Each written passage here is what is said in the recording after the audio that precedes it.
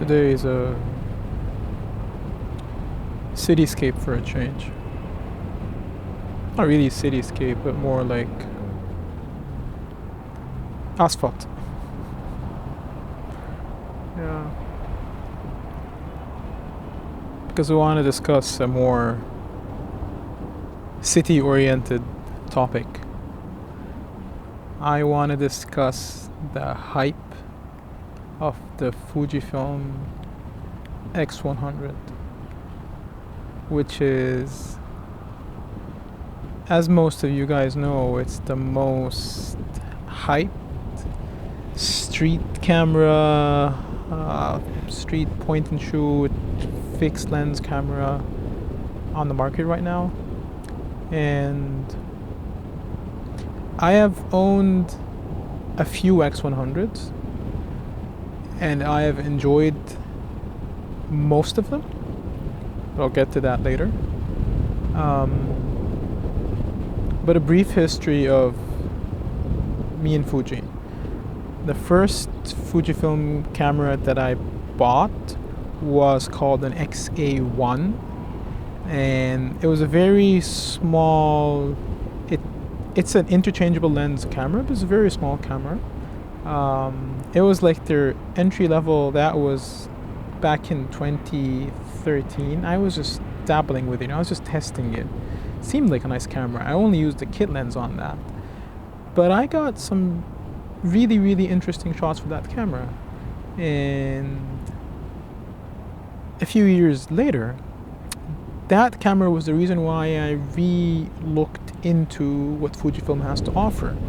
And that started with the XE3 and then the XT3. And I kept those, and those were like my everydays. These were like the workhorses. I had two XT3s and one XE3. And I almost owned every X system lens that you can buy, almost. Except for maybe a couple. And within my ownership of Fuji, I had an XT1, which I used to just walk around. I always use the term walk around. It's like the camera like by my side, basically slinging by my side. And the XT1 for me, it was just a toy. I wanted to see the picture. I wanted to see how different was the X-Trans 1 sensor, basically. And I also got the X100, the OG.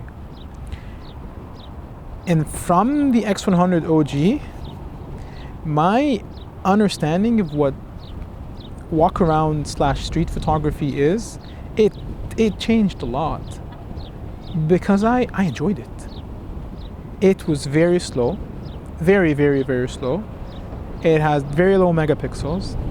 It was, I don't know, it looked cool. I liked it. Back then, no one thought it was a digital camera, and it had this cute leather case, the Fujifilm leather case, and I always kept it in the case, and I would like just snap, and I never used the screen. I always used the OVF, and that was how I ran the X100.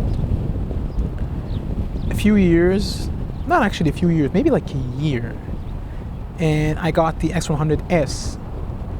And every one of these I got as a used camera from someone that clearly didn't know what they had in their hands. They were perfectly used. They were very well maintained. They were barely used, to be honest. So every one of them was like a good bargain, a good deal. So X100S, same story, same deal, a little bit faster, a little bit of nicer screen. I enjoyed that camera a lot. I enjoyed it a lot, and it was always there. I always shot on it. And there was no way denying how nice it felt, because I felt like I was shooting film. There was nothing digital there. I rarely even check my shots when I take them. I snap and I move on. So I enjoyed the experience. I enjoyed the no screen, the OVF and just shoot and go. And I really enjoyed the colors. They were Fuji, they were cinematic and like filmic, and had this vintage taste to it. From the X100S, I got the X100T, which is the third generation. And I think I kept that one the most. I enjoyed that one the most. It was like the medium fare of upgrades before the F, which they changed the lens for. And I wasn't a big fan of the F until the like V came out. And then I was bigger fan of the F than the V because they changed the whole sensor with the V. And after the T, I bought something completely different just to be my walk around camera. Something that I never expected that I would use. So I told you, I had the XT3s, I had the XE, and I was never a fan of the X Pro, which now I agree I'm stupid about that. Because I got the chance to purchase a brand new X Pro 2 in what they call the like special edition graphite version with its own 23mm f2, and it was like all in graphite. The hood was metal for the lens, which is usually plastic. It was graphite as well. It's like dark grayish silver, and it went along very nice with the body. It looked beautiful. That camera was stunning, but it was big. The X Pro 2 is like a brick, basically. It really is. Even the form factor, it's just a brick. It's very similar to the GFX, the 50R, which is like a bigger brick. They're both like rangefinder style cameras, but they're bricks basically. And that X Pro 2 was beautiful to use. It made the X100 seem silly, like toys, because it was built way better than the X100. It was very robust.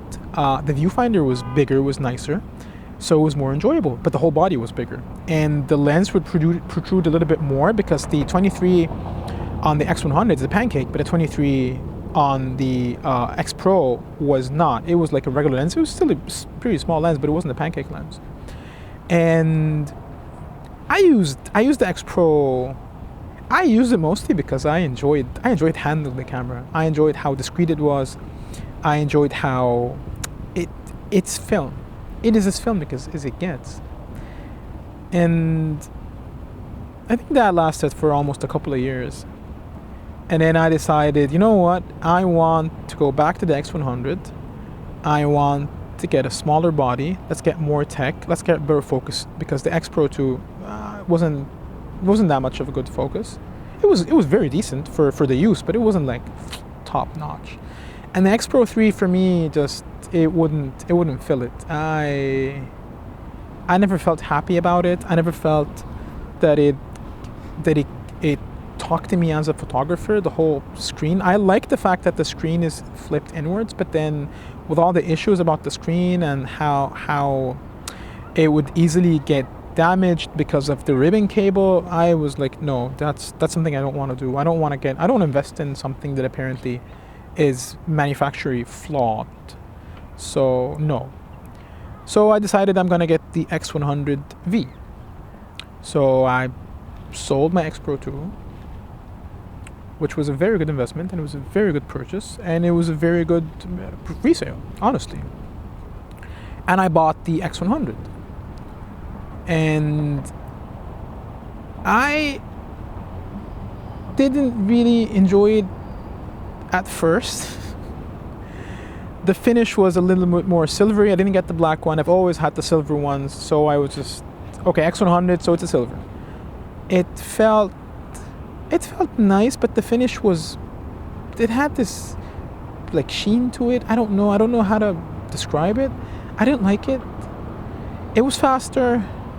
It was smaller. The lens was nicer. A pancake lens. Like it was the best X100 you can buy. Of course, now we have the VI, the version 6, but back then it was like, this is what you get for your money. and I wasn't happy. I wasn't eager to take it out. I wasn't eager to shoot on it. I was happier with the X Pro 2.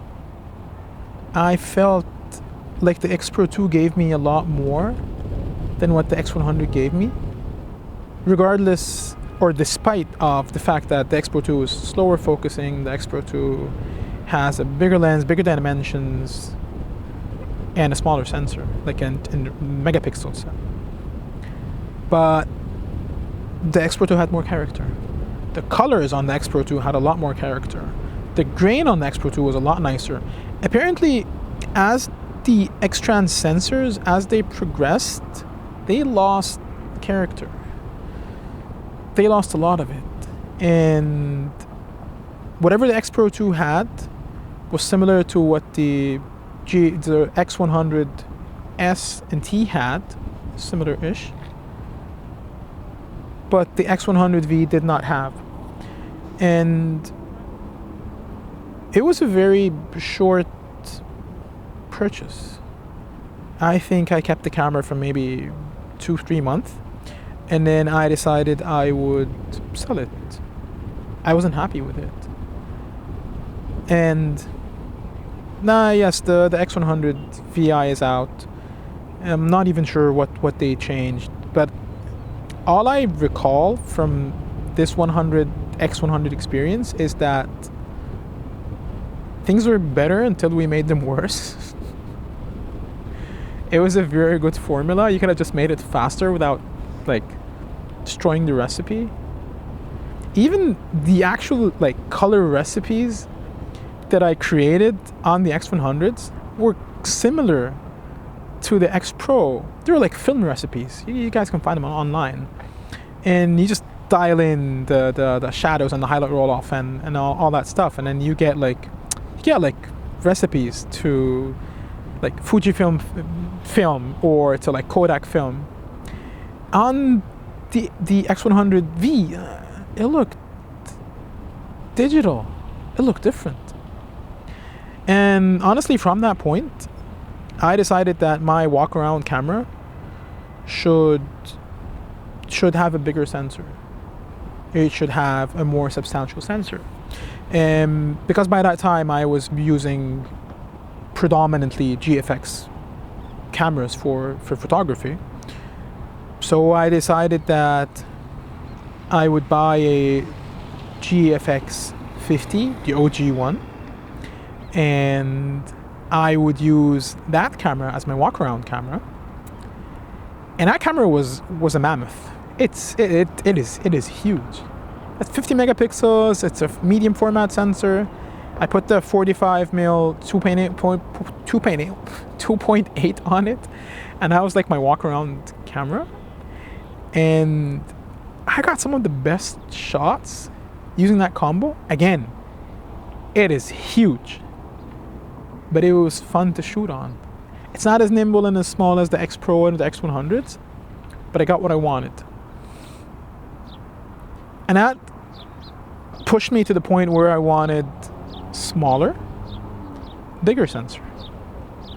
The GFX 50R is one of those options, but I never liked it. Maybe it's the same reason I never liked the X Pro 2. Maybe if I use it enough, maybe I would like it. I came this close to buying one, but I didn't. I backed out of it. Just like I came this close to buying the Leica Q3, the monochrome, and I also backed out of it. But now I'm experimenting with different cameras. I will create another video about the other cameras I'm experimenting with, like walking around with. But this has been my experience with the X100s. And I hope you guys find your own cameras you enjoy shooting on daily. Until we meet again, stay safe.